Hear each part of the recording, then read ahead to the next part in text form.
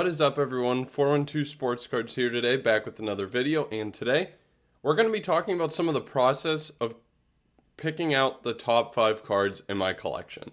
It's a process I just went through recently. It was actually very insightful for me. It was mainly, as you probably saw in my previous video, to arrive at cards to sell, but I didn't just get to the cards I wanted to sell line. I kept going and narrowed it down to a top 10, a top 5. Very fruitful. We will get into the takeaways. Without further ado, let's get into it. In the background, by the way, got this one in just recently. The Audric Estime Bowman Green out of 99. Thought it got lost with the eBay standard envelope service. Surprisingly, tracking never showed, but it did arrive. 24 out of 99. Awesome card.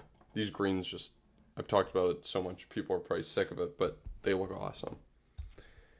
So, let's go through a quick discerning process, see if you guys can pick them out, see if you guys can make your own judgments. These are some of the cards that made the top 10. Left a couple off, just didn't need them for this, but top 5 are all here. 3 cards. Probably seen some of these guys before. The 54 Hank, classic. The Electrifying Crosby. Big guns here. Crosby Rookie Auto from Ultimate. And Crosby RPA from the Cup. Not the true, but still a good one. This being the true auto from Ultimate. And then this. Crosby Patch from SP Game Used. So, you're probably seeing this and you're thinking, well, there's varying ranges of price, right? Like, this is sub $100. This is, I mean, I paid over $100. I paid like $100, probably sub $100.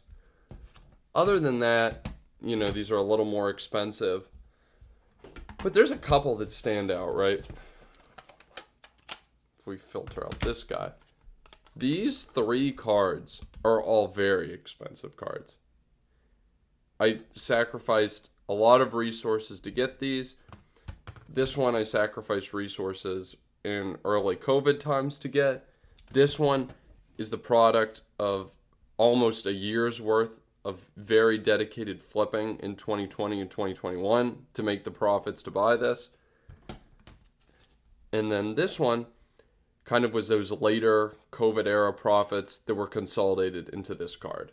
Took a lot of resources. But what I found as I picked my favorite cards, this Ultimate Collection auto did not make the top 5. Hank Aaron Rookie did not make the top 5. My second and third most valuable cards did not make my top 5. This one did, Crosby RPA, but you know what joined it? Ian Book RPA. Notable nicknames Ortiz.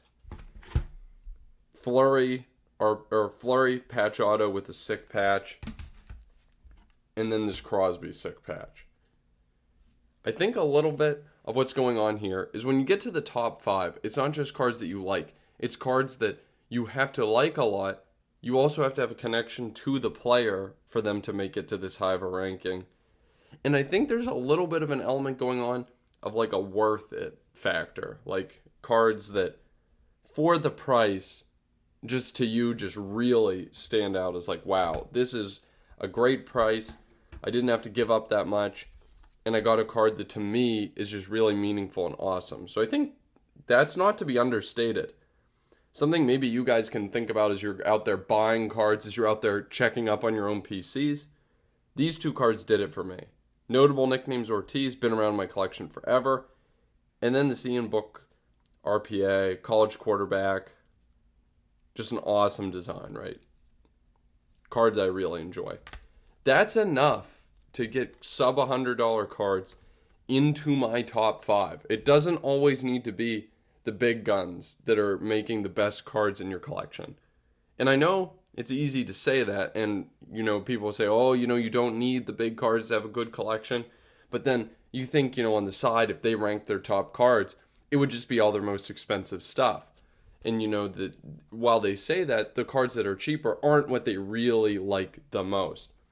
I'm here to tell you it's not the case. This stuff does not pop up all the time, which is part of what makes it so sought after for my PC at least. But that doesn't mean that without some hard, some digging, that you can find cards that are awesome, that you really enjoy, and that just make the absolute pinnacle of your PC. So I guess in summary, hope you enjoyed, first of all, the showcase of these awesome cards, but second of all, just refocusing that it's not about the biggest ticket cards. Cards like this, while they're awesome, while they're expensive, and I'm definitely very lucky to have, doesn't make them the best for my PC. Still top 10, still not going anywhere, but doesn't bring them to the absolute top of the mountain. Anyways, if you guys have top 5s that you want to share on Instagram or anywhere, I definitely would repost them. But in the meantime, drop a like, drop a sub, and I'll catch you all next time. Peace out.